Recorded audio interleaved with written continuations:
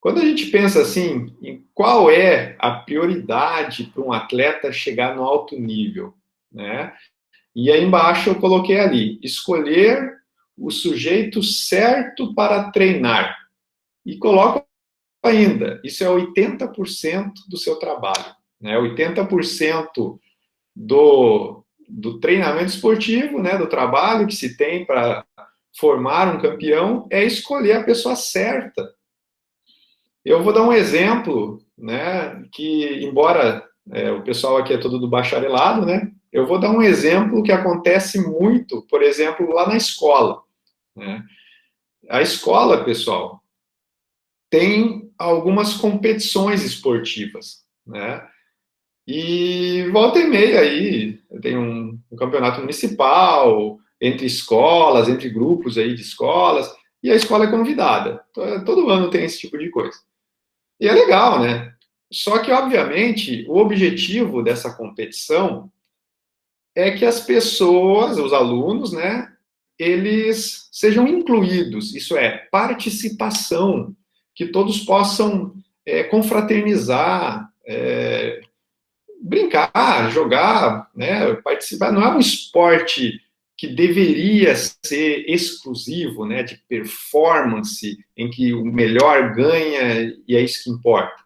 Né? No alto nível é assim, né? Mas não deveria ser esse o objetivo, e sim a cooperação, a participação e tal. No entanto, a gente sabe que são provas esportivas, não são joguinhos, brincadeiras, né? Então, você tem provas do atletismo, provas esportes de quadra, e o pessoal vai com tudo. O pessoal quer ganhar, e tem uma pressão, né? Tem torcida e tudo. E aí, pessoal, aí vem a seguinte situação. O professor de educação física, ele gostaria muito de fazer o que deveria ser feito, essa questão da participação. Como que seria isso? Seria ele entrar na sala de aula e falar, olha, pessoal, vai ter uma competição, né, e eu estou montando uma equipe de atletismo. Quem quer participar? Aí, né, quem gostaria de participar, ou de preferência que todos participassem, você fala assim, ó, eu preciso de dois para correr 100 metros rasos. Aí dois levanta a mão lá. Beleza, estão dentro. Eu preciso de dois para correr 200. Dois levanta a mão.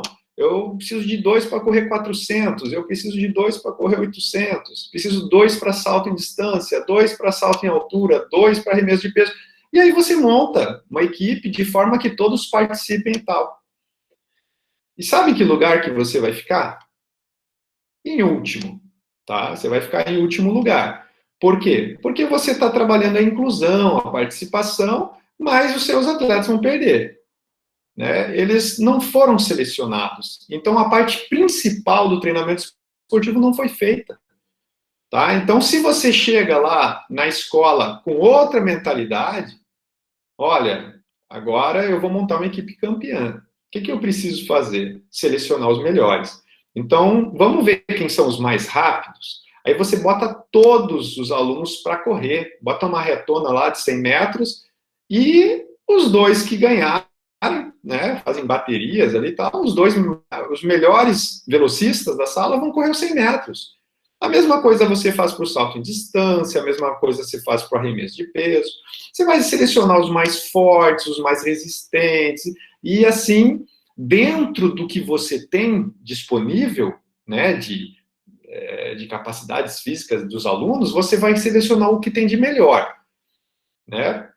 Pode ser que você ganhe, pode ser que você perca, mas você competiu com o que você tinha de melhor, os mais rápidos. Até porque você não vai ter tempo para treinar. No máximo, você vai ensinar uma saída de bloco, né? Pelo menos para a pessoa não chegar lá pela primeira vez que está entrando num bloco na competição. Você vai ensinar algumas coisinhas ali, né? Mas não tem como treinar esse atleta em força, em potência e etc. Né? Simplesmente você vai selecionar já um atleta pronto, né? Do que você tem de melhor. E aí, como eu falei, você tem chances de ganhar. Né? Aí vai depender dos outros atletas também, mas você tem chance de ganhar. Agora, se você falar, olha, eu preciso de dois para correr 100 metros, você já perdeu. Tá? Porque as outras escolas vão selecionar os que têm de melhor para correr 100 metros rasos, mais rápidos, e eles vão ganhar dos seus voluntários, né? seus que querem participar. Então, dentro do que eu acabei de falar, pessoal, é tudo muito bonito, né? A questão da participação, a questão aí da inclusão, né? É lindo. Só que se você fizer isso, né, o que, que vai acontecer? Você vai perder e você vai ouvir do seu diretor, você vai ouvir lá na escola, seus companheiros, o seguinte comentário: porra, o nosso professor de educação física é um incompetente, né? Ah, perdemos, último lugar, que vergonha. Ué, cadê aquele papo lindo lá da inclusão, né, da participação? Será que eles não entendem que o importante, então, é participar? Então, a gente vê uma hipocrisia gigantesca nesse meio, né? Porque ou se decide, ou você quer realmente a participação e entenda que tanto faz o lugar que você vai ficar, o importante é se divertir mesmo e depois ninguém me incomoda, ou então, vamos para ganhar. Então, eu vou levar os melhores e vai ter exclusão. Não vai participar quem quer, vai participar quem eu quero que participe. Né? E é assim que o esporte de alto nível funciona, né? O esporte de performance, tá? Então, quando eu falo assim, ó, qual é a prioridade para um atleta chegar no alto nível, né? Pessoal, ele já nasceu para aquilo. Né? No alto nível, como por exemplo o Usain Bolt, né, o maior velocista de todos os tempos, aquele cara nasceu para velocidade. Né? Então, mesmo que ele nunca tivesse treinado na vida, desde criança, nas brincadeiras de pega-pega e tal, ninguém pegava ele. Esse cara, tu botava ele para correr aí, por exemplo, se ele fosse servir o exército, né? Não sei da história dele, se fosse servir o exército, botava ele lá numa competição interna, ele chegava 10, 15 metros na frente dos outros, sem nunca ter treinado, né? E nem com treinamento os outros iam chegar nele, tá? Porque são provas, como por exemplo os 100 metros, a maratona, em que a genética é, assim, ó, é o que manda, né? Aí tem provas, conforme vai aumentando o número de variáveis num determinado esporte, aí começa a cair um pouco, né, a importância, né, o nível de importância da genética. Por exemplo, se você pegar um esporte como futebol, futebol tem um monte de variáveis, né? Então, a questão da coordenação, da habilidade, puxa, pessoal, tem cara que se dá bem sendo alto, porque daí vai bem num jogo aéreo e tal, mas os baixinhos também dominam no futebol, porque a bola está no chão, né? Então o cara sabe driblar, tem agilidade e joga muito bem sendo mais baixinho também. Tem vários atletas que foram grandes atletas com que nem 1,70 de altura. Tá? Então a gente vê que quanto mais amplo esse espectro aí de possibilidades, de características antropométricas, de características fisiológicas, bioquímicas do atleta, e as variedades assim de capacidades envolvidas, e de tática e de técnica no esporte, começa a ficar muito legal o esporte e a genética começa a não mandar tanto, né? Tá? Então, nem sempre o melhor ganha, né, num jogo desse. Tem que fazer o gol. Se você chutar 10 vezes na trave e outro chutar uma no gol, ele ganha. Agora, nos 100 metros rasos, pessoal, alguém vai entrar na sua frente? Alguém pode te fechar, pode fazer alguma estratégia, alguma tática diferente? Não tem, pessoal. É ouvir o tiro e sair que nem um louco e terminar a corrida. Então, aí a gente vê que a genética, ela é, assim, ela determina, né? De longe, né? Então, quando eu digo assim 80%, eu estou falando no esporte de uma forma geral, tá? Porque tem atletas que são para potência, tem atletas que são para resistência, né? A gente vai estudar isso em fisiologia do exercício, então a gente vai perceber que se você nasceu para ser um atleta de potência, de velocidade, de agilidade, você vai se dar bem em esportes de quadra, por exemplo, coisa que um atleta de resistência que não tem essa explosão muscular, ele não vai se dar bem. Mas ele vai se dar bem em provas de resistência, de natação de longa distância, de maratona, de corridas de rua. E aí esses caras da quadra não vão pegar ele, né? Porque ele é um cara que resiste, que vai longe aí numa intensidade moderada, né? Tá? Então, a gente, sem dúvida, precisa escolher a pessoa certa. Tá? Mais um exemplo, né? Eu trabalhei no Exército um bom tempo com isso, E eu sempre selecionava dessa forma, tá? Chegava, por exemplo, lá 60 recrutas e eu tinha que escolher 10 para treinar para corridas de rua, assim, corrida rústica, que era chamado. Eu botava todos eles para correr. Então a gente fazia um teste lá, tem o TAF, né, que é um teste de Cooper, uma corrida de 12 minutos, né, proposta por Cooper, por isso tem esse nome, né, e em 12 minutos ele tinha que fazer a maior distância. Pronto, você já vê a potência aeróbia desse atleta.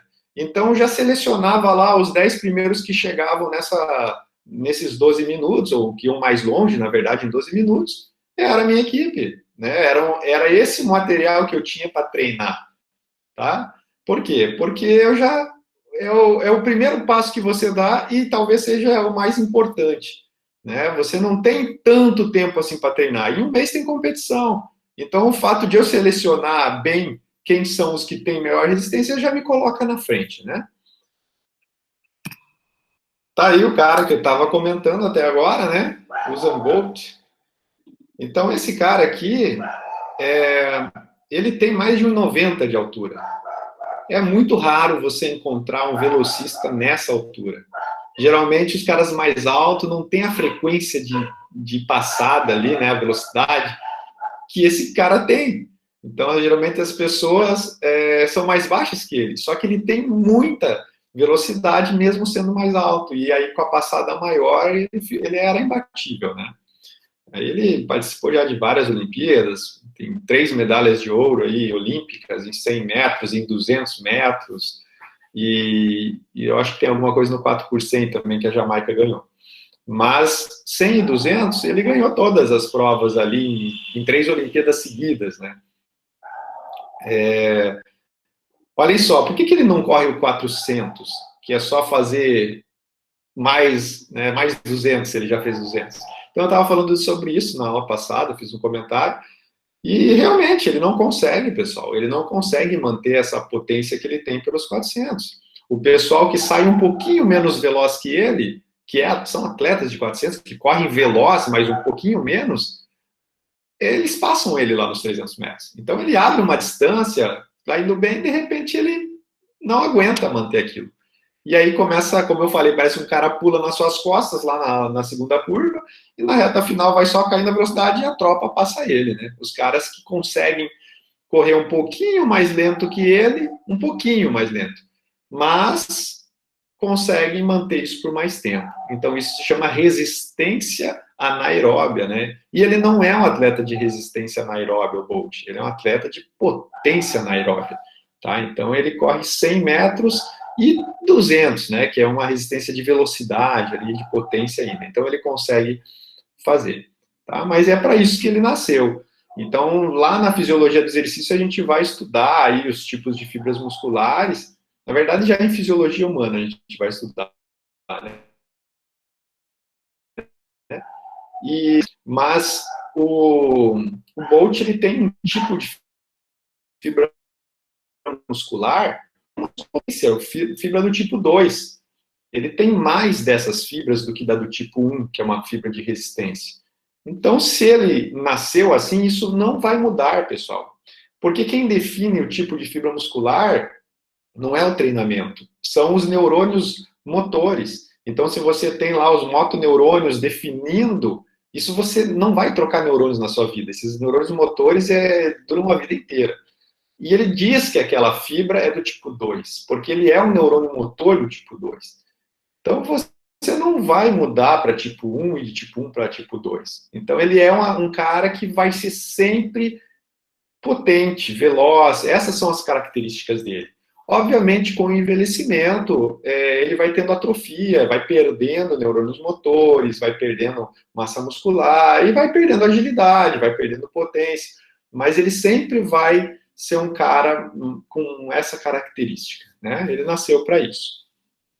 Tá? Então, por isso que o atleta, como a gente vai depois estudar num momento aí do trabalho, ele tem características bem definidas em relação a cada modalidade esportiva, né? Como eu falei, alguns esportes eles são mais versáteis, assim, no sentido de aceitar vários tipos de características antropométricas, e aí o atleta ele faz o jogo dele lá, né? Por exemplo, no futebol, você tem atacantes mais magros e atacantes mais fortes. Eles não jogam igual, embora o objetivo deles todos é fazer o gol. Mas o que, que você percebe? Que os mais magrinhos, tipo o Neymar, ele é um cara ágil, um cara com habilidade, encostou nele, ele cai, né, então, mas ele faz o joguinho dele, né, e ele consegue cumprir a atividade dele dessa forma. Já um cara mais forte, como você tem lá o Cristiano Ronaldo, ele é um cara que vai para cima, que encara de frente, né, que nem o Hulk que tinha na seleção brasileira de um tempo atrás. Aí, o jogo é totalmente diferente do Neymar, né, mas também cumpre a tarefa. Então, o esporte do futebol, ele tem essa dinâmica de você faz o jogo dentro da sua característica. O MMA é assim também. Então, você tem lutadores que são mais resistentes, lutadores que são mais potentes, e aí? E aí o atleta mais potente vai querer nocautear o outro no primeiro round. O atleta de resistência vai tentar não ser nocauteado para levar o cara para frente para finalizar ele, porque dali a pouco o cara não vale nada, né? Começa a dar um soquinho lá que cansou, né? O cara é de potência. Se pega um soco lá de primeira é nocaute, mas se chega no terceiro round, aquilo lá não serve para nada. Né? Não consegue manter a potência lá no final, não tem resistência de força, né? Então, né, exemplos, né? Atleta de potência, Vitor Belfort, né? Atleta de potência, o outro lá, como que é o nome dele? O Vanderlei Silva, né? E você tem atleta de resistência, como os irmãos Minotouro, eles nunca foram nocauteadores, nunca tiveram potência para derrubar alguém no início do round, mas eles aguentam, né? Aguentam um trator, vai até o fim da luta lá, tá? Então, tem espaço para todo mundo e cada um faz o seu jogo dentro das suas características. Tem esportes que não são assim, pessoal. Tá? Tem esportes que têm características muito definidas. Por exemplo, 100 metros rasos. Né? Você vê uma final de 100 metros rasos, parece 8 fisiculturistas ali. Né? Os caras muito fortes, com muita massa muscular. Você vê lá uma final de maratona. Né? Todos magrinhos, magrinhos. Qualquer peso a mais ali é perda de performance, você está carregando um peso que não serve, você tem que carregar durante 42 quilômetros. Então, quanto menos peso você tem, melhor. Né? Às vezes a gente tinha atleta no exército que o cara treinava e não melhorava a performance dele. Chegava num platô, assim, num limite, o cara não evoluía mais. E ele fala, poxa, tenente, o que eu tenho que fazer para melhorar? Eu tô treinando pra caramba. Tu dá uma olhada no cara e fala assim, você tem que emagrecer. E é bem isso. Vai ver como que é o físico de um atleta de longa distância. Você quer correr 10 quilômetros, cara? Você tá pesadinho para 10 quilômetros. Você tem que secar, né? Aí o cara baixa lá 5 quilos e ele voa, né? De repente o cara baixa lá 1 minuto nos 10 km. Só porque baixou o peso, né? Então é menos peso para carregar. Quem tiver dúvidas sobre isso, eu peço para pegar aí, pega uma anilha ali de 2 quilos que seja, e amarra na barriga e vai correr com isso, por causa de 2 quilos. Você vai ver como faz diferença, né? Quando as pessoas treinavam, quando eu era personal, eu tinha um aluno que perdeu bastante peso, e aí eu pedia para segurar o peso que ele perdeu em anilhas, né? Por exemplo, o cara perdeu 10 quilos. Segura uma anilha de 5 quilos em cada mão e vamos caminhar. Aí o cara caminha 3, 4 minutos e fala, caramba, como que eu carregava com esse peso? Né? Como que pode, né? A pessoa caminhava com aqueles 10 quilos a mais e você dá 10 quilos pro cara, parece um absurdo carregar com 10 quilos, caminhar com 10 quilos. Né? Vocês têm uma ideia do que é 10 quilos, pessoal? Uma caixa com 12 leites tem o quê? Né? Não vou dizer que 1 litro de leite tem 1 quilo, porque é leite, né? Tem mais densidade que a água, mas em 12 leites, aquela caixa ali deve dar o quê? Uns 15 quilos no máximo. E é pesado aquele negócio, né? Imagina você caminhando com 15 quilos numa caixa daquela no ombro. E tem cara que perde 15 quilos aí né, e rápido ainda, né, que tem muito mais a perder. E aí veja a diferença que isso faz. Eu estou falando assim, alguém que esteja obeso, né, esteja lá com seus, sei lá, 90 e tantos quilos, você baixa às vezes 15 quilos fácil, né? Ok? Então, assim, ó, falando de tipos de fibras musculares, eu fiz aqui comentários, né, sobre fibras do tipo 1, tipo 2, então isso determina muito a performance do atleta, se vai ser de velocidade, agilidade, ou se vai ser de resistência, né, as fibras de resistência, elas, ontem em fisiologia humana a gente falou sobre sistema aeróbio e anaeróbio, né, então o sistema aeróbio, ele precisa de oxigênio para produzir energia, e as fibras do tipo 1, elas trabalham com esse sistema, né? Elas têm essa capacidade. Elas são vermelhas exatamente porque elas têm muito ferro, que tem hemoglobina, onde se liga ao oxigênio, que nem o sangue, né? Então, as fibras do tipo 1, as fibras vermelhas, elas têm característica aeróbia de trabalho, de produção de energia, elas são resistentes, tá? E já as fibras brancas, que são as fibras tipo 2, elas são fibras anaeróbias. Então, elas geram potência, explosão muscular, mas não tem essa capacidade de prolongar o trabalho, né? Entendam que ninguém tem só fibras tipo 1 ou só fibras tipo 2, isso não existe, né? Geralmente as pessoas têm as coisas bem meio a meio, geralmente. Mas os atletas de elite, eles vão numa direção, né? Então, numa final de 100 metros rasos, aqueles caras que estão lá, eles têm 80% de fibras do tipo 2, tá? Isso aí, senão não estava ali. E na maratona também, o cara tá lá no pódio da maratona, 80% é fibra do tipo 1, né? O cara, se tiver muita fibra tipo 2, não estava ali, né? Então, a gente vê como isso influencia, né? A questão do consumo máximo de oxigênio, esse é um tema lá da fisiologia do exercício, né? Mas a nossa capacidade máxima de produzir energia aeróbia, né? A partir do oxigênio, conseguir gerar energia, né? E isso tem um fator genético muito importante, tá? Então, o, o VO2 máximo, né? O consumo máximo de oxigênio, ele tem um limite a ser treinado, né? Claro que isso, as fibras musculares também influenciam nisso, né, no seu consumo de oxigênio, mas tem outros fatores envolvidos, né, como o volume de injeção do coração e enfim, outras estruturas, né. Quando a gente fala de VO2 máximo, a gente tem talvez, uns 30% de possibilidade de melhora nessa característica, nessa capacidade. Então não tem como ir muito longe por causa do VO2. Ou você nasce para produzir essa energia aeróbia, ou não, né? Não tem essa capacidade de se destacar nesse ponto. Claro, pessoal, que todos nós temos capacidade de evoluir muito. Por quê? Muito além desses 30% que eu falei. Porque tem um outro fator, que é o limiar anaeróbio, que nós também vamos estudar em fisiologia do exercício, ele é muito treinável esse, tá? Você pode ter um VO2 máximo, né, um consumo máximo de oxigênio bem alto.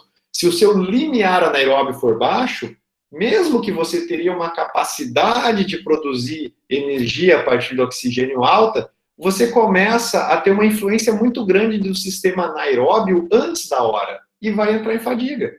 Então, não é porque o seu sistema aeróbio tem uma capacidade X que você vai até lá sem usar o sistema anaeróbio. E se esse sistema anaeróbio ele começar de forma expressiva a produzir energia, você vai à fadiga. Então, isso se chama limiar anaeróbio. Isso é muito mais treinável do que o VO2 máximo, tá? Mas, principalmente, o VO2 máximo é um atributo com uma importância genética muito, muito grande.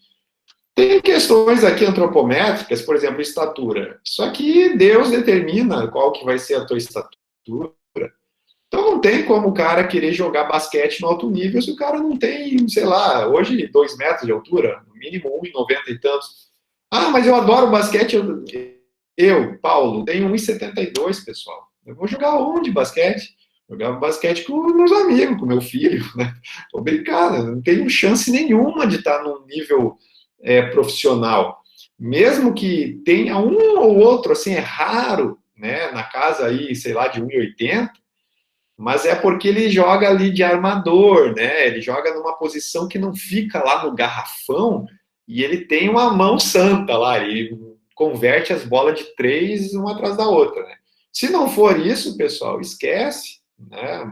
O cara não tem chance nenhuma, os outros vão brincar com a bola por cima dele ali, né? Não vai ter condição de captar uma bola, de brigar por uma bola na cesta. Então, vôlei é a mesma história, né? O cara vai estudar o vôlei ali, o Antônio, né?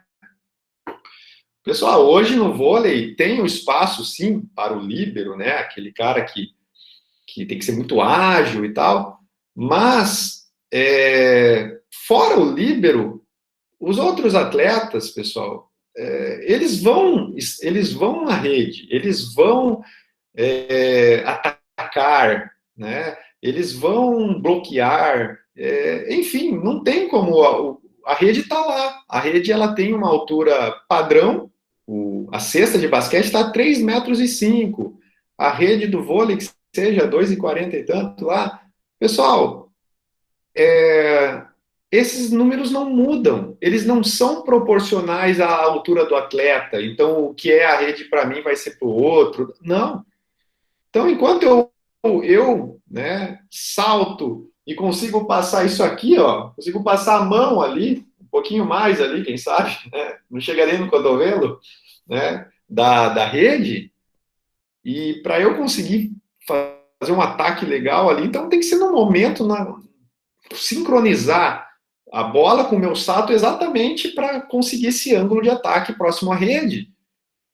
Enquanto para mim é assim o vôlei, para alguns caras o cara passa o peito da rede.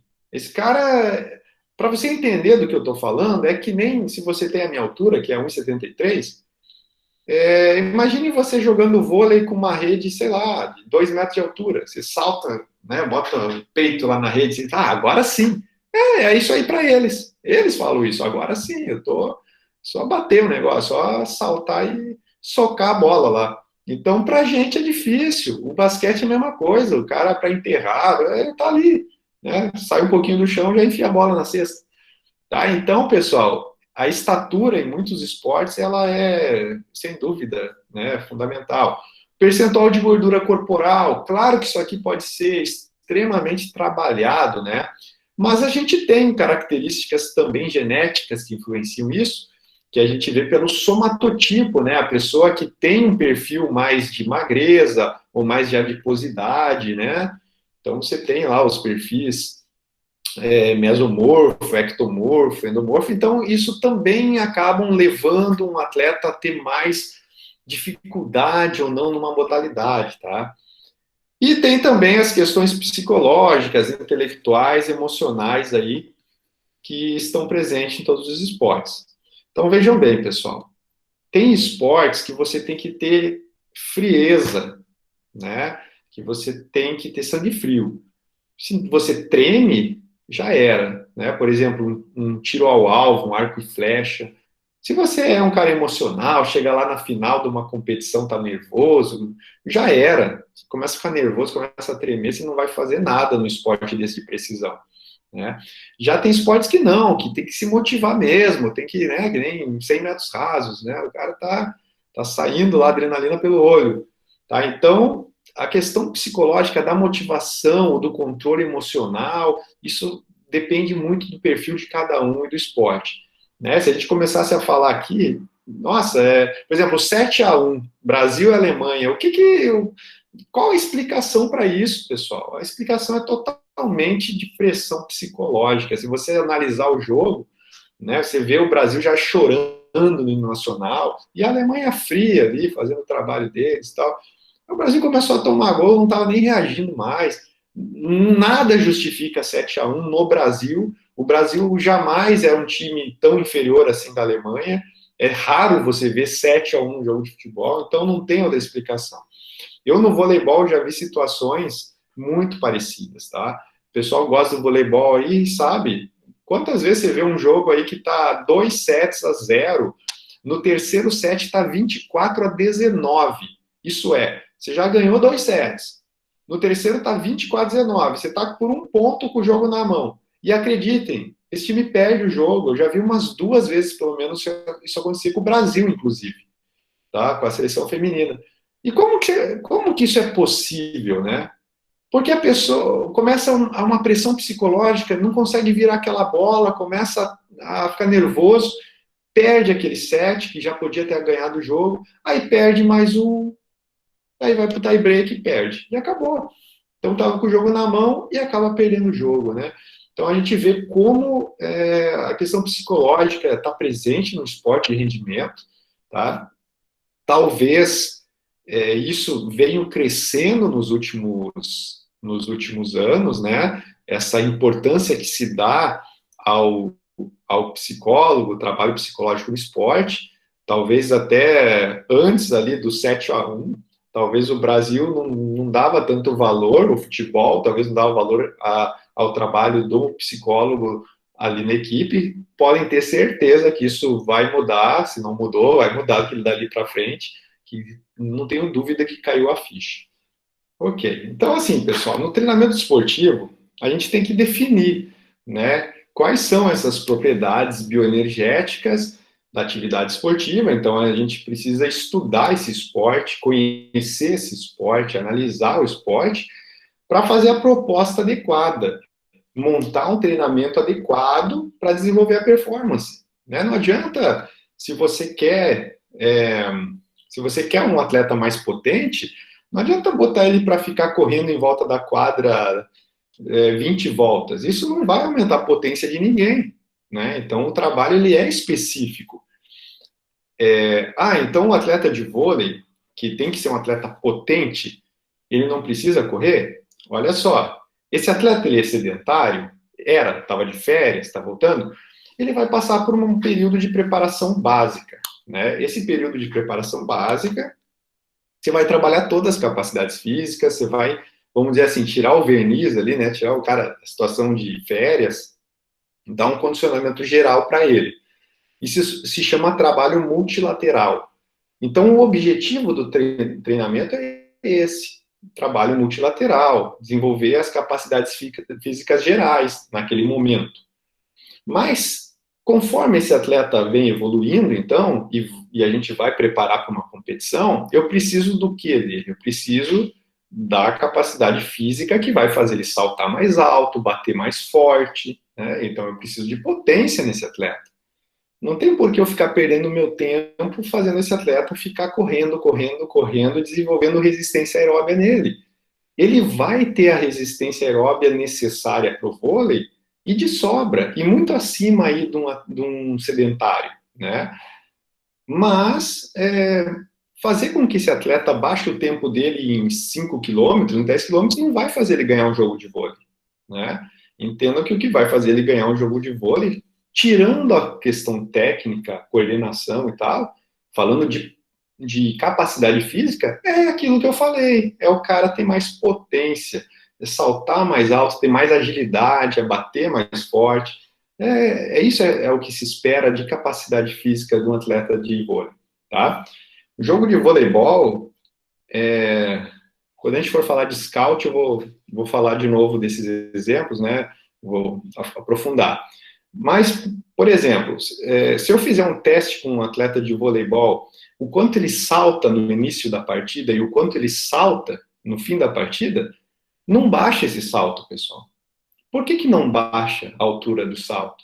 Vocês vão falar assim, poxa, mas como não? Tem jogo de vôlei que dura, sei lá, 2 horas e tal. Aí que tá. É que a gente está acostumado a, porque você está na quadra lá 2 horas, achar que você joga 2 horas. E em muitas jogadas você não encosta nem na bola. Um time lá saca a bola, ace, acabou. Ou então para fora. Ou então no masculino, o que é comum acontecer? Saca, alguém aqui recebe, levanta, pau, ponto. Mais 30 segundos, 1 minuto para sacarem de novo. Quantos encostaram na bola? O cara que sacou, o que recebeu, o que levantou e o que bateu, né?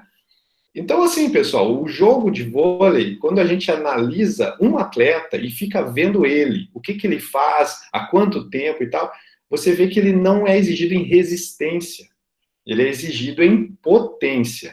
Obviamente, você pode, inclusive, botar esse atleta no banco, ele precisa se hidratar durante o jogo, principalmente se ele está num lugar de estresse, de quente e tal, ele precisa ter esse suporte nutricional, né?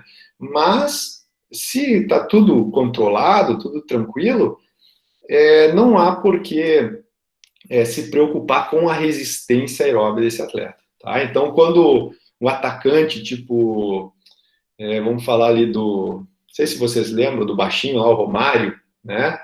O Romário era aquele cara que ficava na banheira mesmo, né? É diferente aí de outros atacantes hoje mais modernos que ajudam, aí voltam, né? Romário não voltava, não. Romário era lá na área, lá na frente. Banheira. O Romário, pessoal, ele não queria treinar. Não é que ele não queria treinar, é que os treinadores da época lá queriam que a galera ficasse correndo em volta do campo lá. E ele não queria fazer isso. Ele pegava o jornal e ia ler, né? E aí os técnicos, os treinadores ficavam putos com ele, né? Porra, esse cara não me obedece, não quer treinar.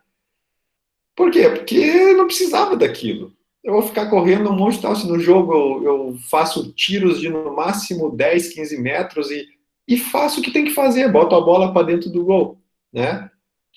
E eu vou falar, hoje, né, talvez naquela época não tinha essa visão ainda, hoje eu digo, ele estava certo, pessoal. Né? Aquele volume de trabalho que estavam querendo dele, ia, de repente lesionar o cara.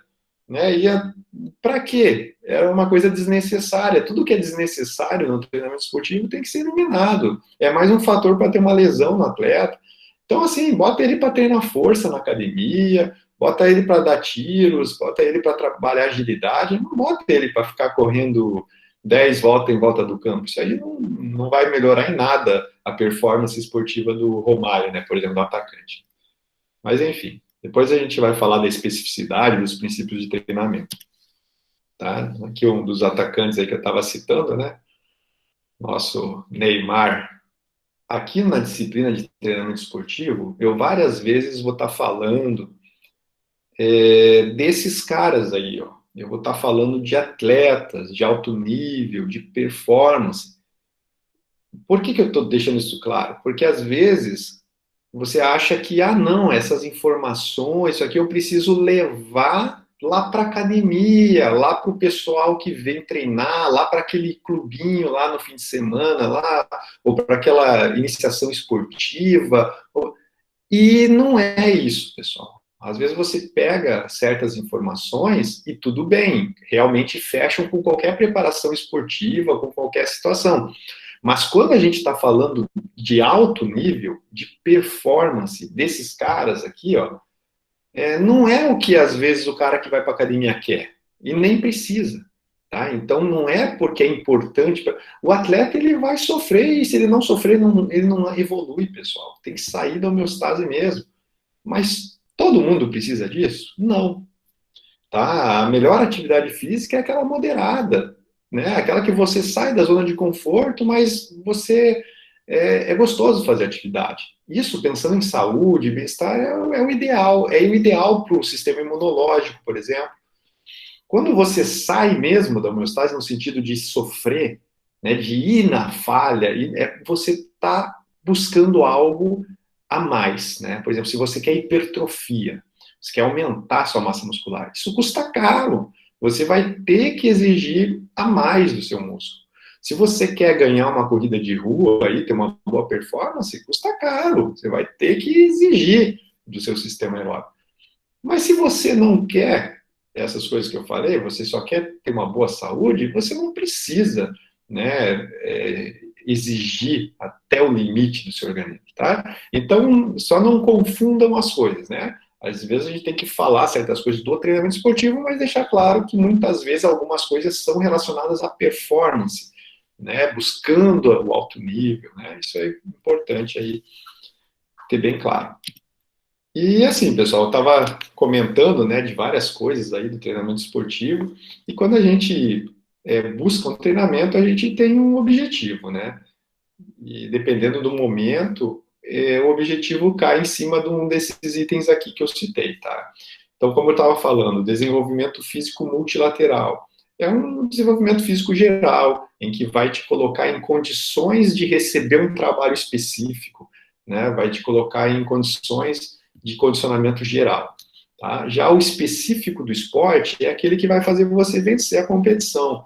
É aquele que realmente melhora o que tem que melhorar para ter performance naquele esporte. Tá? Então, quem está começando no esporte, o multilateral é mais importante. Para uma criança, o multilateral é mais importante. Mas quando a gente está falando do alto nível, de um atleta já avançado, ou do adulto, né, a gente já está falando que o trabalho específico ele é muito mais importante, né? É o que realmente vai fazer ele ganhar. Quando a gente for falar de especificidade no esporte, que é um princípio de treinamento, eu vou voltar a falar sobre isso. Vou aprofundar isso. Tá? Então, às vezes, o foco do treino são habilidades técnicas, às vezes são habilidades táticas. Não sei se isso está bem claro para vocês, o que é técnica, o que é tática, né? Mas, de forma geral, tática é estratégia, né? É uma coisa que envolve planos, equipe, o que eu vou fazer, como eu vou fazer tal. E a técnica é a habilidade que você tem. Por exemplo, uma técnica, né? Um toque, a manchete, o saque, né? Uma técnica, por exemplo, no boxe, né? Um jab, um direto, um cruzado, um upper. Então, técnicas esportivas são habilidades, né, de movimentos, né? Táticas e estratégias, né? Então, muitas vezes o treino tem esse objetivo. Os fatores psicológicos, como que eu falei, às vezes os treinadores colocam treinos com pressões, com focos em desenvolver essa rusticidade psicológica, manutenção da saúde, o próprio desenvolvimento multilateral, ele busca a saúde do atleta. Tem um princípio de treinamento esportivo que se chama princípio da saúde. Alguns citam, alguns não, né? Alguns pesquisadores falam desse princípio. Porque é uma coisa meio óbvia, né? O atleta sem saúde vai aonde, pessoal? Né? Um atleta que tem lesões recorrentes aí, tem problema de saúde, não vai chegar em lugar nenhum, né? Então, a saúde do atleta, ela tem que ser prioridade. Mesmo que você pense, puxa, mas um atleta, ele se afasta da saúde, não se afasta? Pois é, pessoal, vai ser uma discussão que a gente vai ter ainda, é muito legal essa discussão, tá? Mas saibam que é muito melhor você fazer trabalhos intensos, duros, realmente de trabalho de alto nível do que ser sedentário. Tá? O que é prejudicial para a saúde? É ser sedentário. Tá? Isso é prejudicial. Né? Você praticar um esporte no alto nível não é prejudicial. Né? Você se afasta do que é o ideal para a sua saúde. Você vai ter probleminhas? Vai. O esporte de alto nível, ele gasta. Né? Então, você vai ter lá uma dorzinha lá no cotovelo, no ombro e tal, principalmente quando for mais velho. Mas, coração vai bem, né? Não vai ter, ou pelo menos o risco de você ter hipertensão, diabetes, dislipidemia é muito menor, pessoal. Então, estudos mostram isso, tá? E eu vou apresentar para vocês. O objetivo do treinamento também é de resistir a lesões, isso também está voltado lá com o trabalho multilateral, muitas vezes, né, para evitar que venham lesões no trabalho específico, e também o conhecimento teórico do atleta com relação à competição, aos outros atletas, ao próprio esporte, né, isso faz, né, não adianta, né, o ser humano é assim, ele precisa envolver a mente com os objetivos, com o esporte, né, exemplo, lá no MMA, você fica sabendo meses antes que atleta que você vai enfrentar, tá? Então você fica sabendo lá, vamos dizer, 6 meses antes da luta. E você foca todo o trabalho de 6 meses em cima de uma pessoa. Você vai estudar a fundo sobre aquele atleta. E você vai saber dos pontos fortes e das fraquezas dele. E todo o seu treinamento técnico vai ser em cima disso. Você se prepara para lutar com aquele cara, não é para lutar com outro. Né? Então, tá nesse nível a coisa. Não é uma coisa que você, vou lá para a competição, vamos ver com quem eu vou lutar lá na hora. Não é assim que funciona no alto nível, né? Pelo menos no UFC, né? MMA. Essas ciências que estão aqui na tela, né? Elas estão envolvidas com o treinamento esportivo. Então, vejam, o treinamento esportivo, embora seja considerado uma ciência, né? E tem muitas muitos conhecimentos que são próprios do treinamento esportivo. Mas ele não anda sozinho. Você tem toda a base aí, ó, da biomecânica, que vem da anatomia aplicada ao movimento, da questão da história, da sociologia do esporte, como eu acabei de falar, dependendo com quem você vai lutar, onde você vai lutar, o 7-1 no Brasil mudou tudo. O atleta jogar em casa, jogar com uma torcida do adversário. Por que tem time que nunca perde em casa? Ué, vocês percebem que o esporte ele sai das quatro linhas, pessoal. É uma coisa que vai além. Né? O cara nunca perde em casa. Ué, não é dentro do campo que se joga o esporte? Por que o cara não perde em casa e perde fora? Que diferença isso faz? Faz diferença. Tá? Então tem a questão, como eu conversei já, da bioquímica, a fisiologia, que é toda a base do treinamento esportivo, cineantropometria, onde nós vamos avaliar, nós vamos controlar o treinamento, aprendizagem motora, melhorando aí, junto com a biomecânica, o aprendizado dos movimentos, a qualidade dos movimentos, a eficiência dos movimentos, evitando lesões, gastando menos energia, produzindo mais trabalho, né? Tem outras ciências como a fisioterapia, a nutrição, que elas estão envolvidas com a performance, com a reabilitação, com... esses profissionais acompanham um trabalho multiprofissional, né, no alto nível, a psicologia, tá? A psicologia, como eu já tinha comentado também, medicina esportiva, pedagogia, estatística, tá? Eu só vou comentar, então, para fechar a aula aqui sobre a estatística, que eu não sei se vocês conhecem, com certeza vocês conhecem, né, mas não sei se alguém conhece pessoalmente, o Bernardinho, que era o técnico aí da seleção brasileira, e como que ele foi um técnico tão bom. Então, eu já tinha comentado com vocês, o Bernardinho ele não é preparador físico, né? O Bernardinho é técnico. Logo, se ele é técnico, é porque ele tem uma vivência infinita naquele esporte, né? Então, foi atleta de alto nível, né? O Bernardinho jogava na seleção brasileira e tal, e ele tem um perfil para ser técnico, isso é, para conduzir um time, essa questão da administração, essa questão da gestão, da liderança, tá? Isso é fundamental, tá? Ele é formado em economia. E aí você pensa assim, porra, mas isso teve, para quê, né? Que perda de tempo, o cara se formou em economia e tal. Era exatamente disso que ele estava falando na palestra. Ele se formou em economia, ele é atleta de voleibol e tal, e ele não trabalhou na área de economia, trabalhou um pouco só na época ali, né? Que atleta, coitado, né? Atleta de vôlei no Brasil, mas depois, obviamente, ele foi para alto nível no vôlei, enfim, foi trabalhar depois como técnico, depois de ser atleta, e nunca mais, né, se envolveu com nada, com banco, com economia. Mas, enfim, eu lembro muito bem que ele estava falando, o que faz eu ser o técnico que eu sou hoje foi eu ter me formado em economia.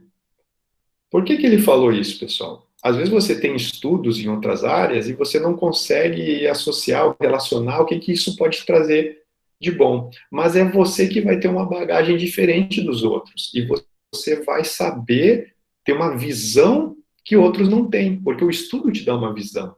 E a economia deu para ele uma visão em relação à estatística que outros técnicos não tinham. Então, quando o Bernardinho chegou no esporte, para ser técnico, né, ele começou a fazer análises, que é o scout que a gente vai estudar, né? Ele começou a fazer análises dos outros times e apresentar em números, porque as pessoas fazem o quê? As pessoas assistem um jogo, assistem outro time e têm uma ideia do que o outro time faz. Mas se eu perguntar para você, como que aquele time marcou mais pontos? Você sabe me responder? Você não sabe, você não tem números. Se eu falar, ó, que atleta que fez mais pontos? Como que ele tomou mais pontos? Ele é eficiente nos bloqueios? Você não sabe me responder. Então, você tem alguma ideia, ah, não, ele bloqueou bem, não sei o quê, mas você não sabe. No momento que você tem isso em números, né, estatística, né, você vai me dizer, olha, esse time ali, ó, ele toma ponto na paralela, não é na diagonal. Aquele time ali, ó, se sacar em cima de tal cara, a probabilidade é maior de de a bola entrar, de o cara não defender direito. A maior parte dos pontos que aquele time faz é com tal atleta e de tal forma. Então é assim que eu vou bloquear, não vou deixar o cara. Vou me preparar para o ataque daquele cara que a maior parte das vezes é na diagonal, por exemplo. O Bernardinho fez sempre scout dos outros times. Sempre, ele analisava como que ele ia jogar, como que ele ia ganhar do outro time, coisa que ninguém fazia naquele tempo. Ele estava muito à frente. Então o Brasil foi quantas vezes campeão mundial, né? Foi campeão olímpico, que a gente percebe como é importante a gente transformar às vezes as coisas em números para a gente conseguir entender melhor aquilo, se planejar, né? Se programar. Ok?